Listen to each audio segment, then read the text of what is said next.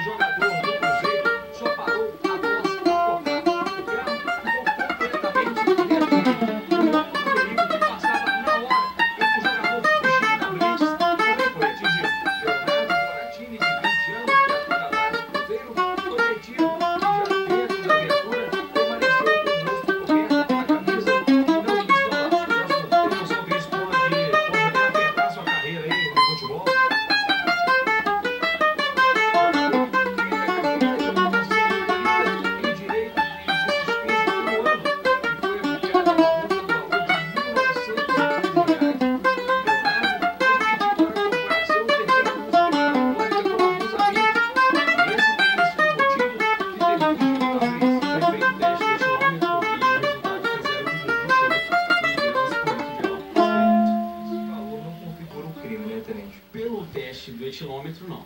Há outros fatores.